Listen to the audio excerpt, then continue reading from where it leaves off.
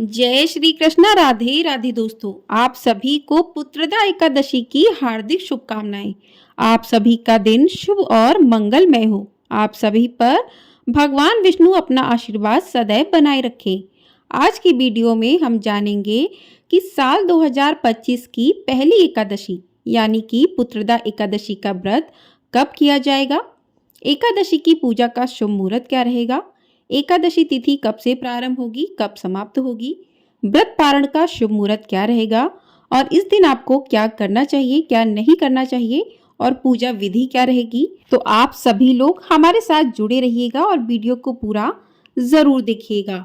साल की पहली एकादशी यानी कि पुत्रदा एकादशी, यह तिथि जगत के पालनहार भगवान श्री हरि विष्णु को समर्पित है। आपको पता होगा कि प्रत्येक महीने में 2 एकादशी आती हैं और साल में कुल 24 एकादशी तिथि पड़ती हैं। धार्मिक मान्यता है कि एकादशी के दिन भगवान विष्णु की पूजा करने से जीवन के सभी कष्ट दूर हो जाते हैं और पुण्य फलों की प्राप्ति होती है। इसके अलावा पुत्रदा एकादशी के दिन भगवान विष्णु और माता लक्ष्मी के साथ साथ अन्य देवी देवताओं की भी पूजा करने से घर में धन धान्य में वृद्धि होती है।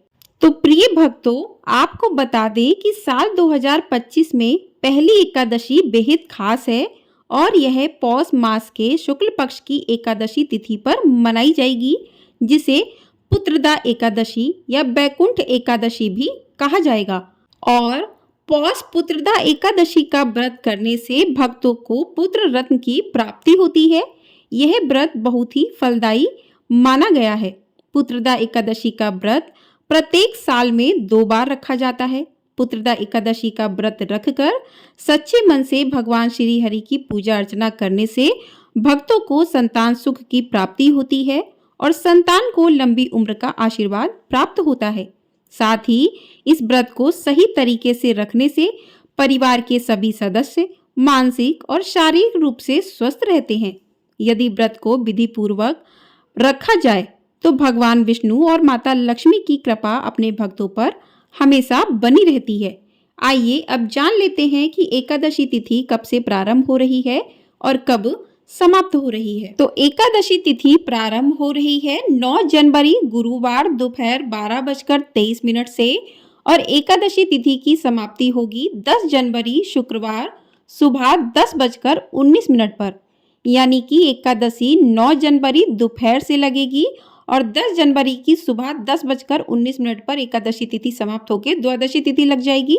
तो ऐसे में साल 2025 में पुत्रदा एकादशी का व्रत 10 जनवरी दिन शुक्रवार को रखा जाएगा, क्योंकि इस दिन एकादशी तिथि उदया तिथि के साथ शुरू हो रही है और हमारे सनातन धर्म में जो तिथि उदया तिथि के साथ प्रारंभ होती है उसी दिन वह व्रत किया जाता है। अब बात कर लेते हैं द्वादशी तिथि कब से प्रारंभ होगी।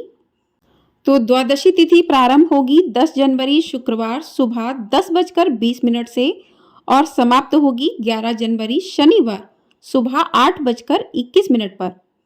तो द्वादशी तिथि 10 जनवरी को सुबह 10:20 से लग जाएगी और पूरे दिन द्वादशी तिथि रहेगी। तो ये एकादशी जो है द्वादशी तिथि युक्त एकादशी रहेगी, तो बहुत ही शुभ फल देने वाली एकादशी मानी जाती है। तो 10 जनवरी को ही एकादशी का व्रत किया जाएगा। तो इस दिन शुभ मुहूर्त के बारे में जान लेते हैं।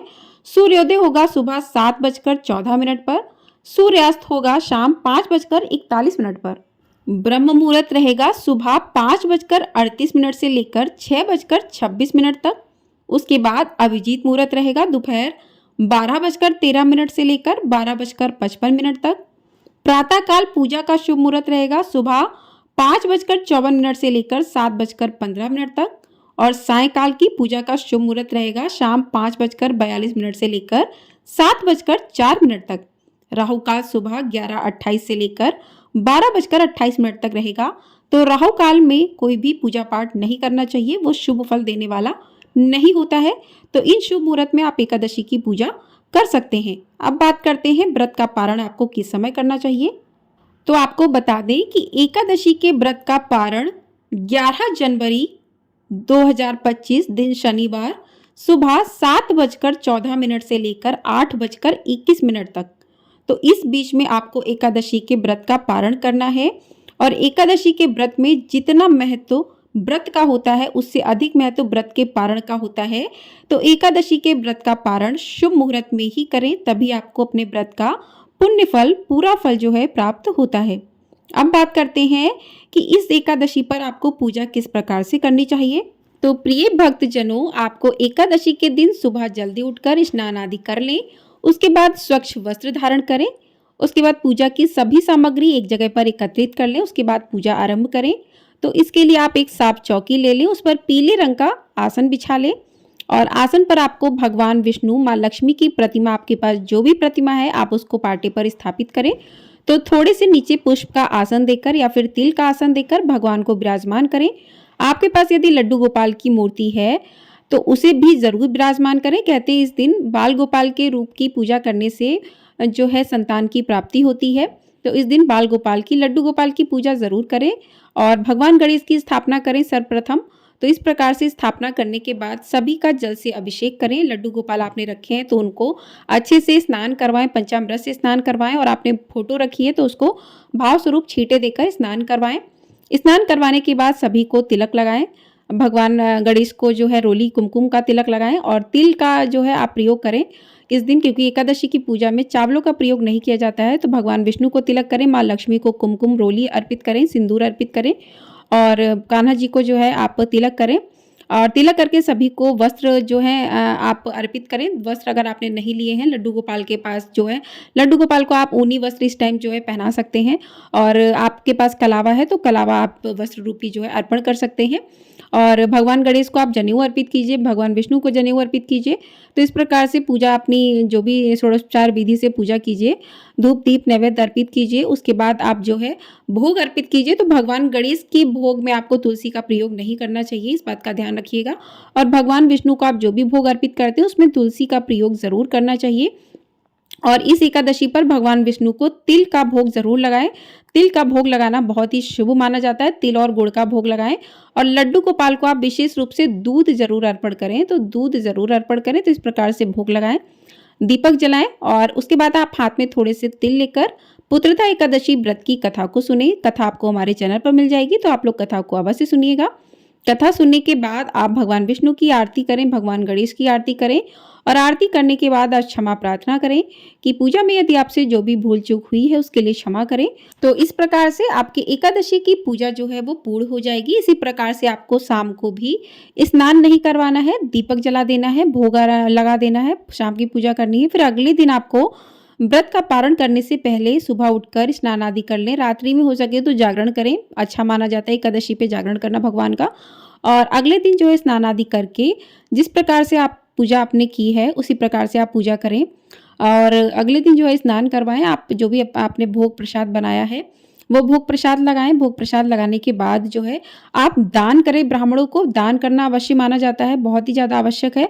तो दान करने के बाद ही आपको अपने व्रत का पारण करना चाहिए। तो दान, अगर कोई ब्राह्मण आपको नहीं मिलता है तो आप दान की वस्तुएं निकाल कर भी रख सकते हैं और जब आपको ब्राह्मण मिल जाए शाम तक आप उनको दे सकते हैं। और उसके बाद आपको तुलसी दल और जल के साथ आप व्रत का पारण कर सकते हैं। आप भगवान के प्रसाद खाकर व्रत का पारण कर सकते हैं।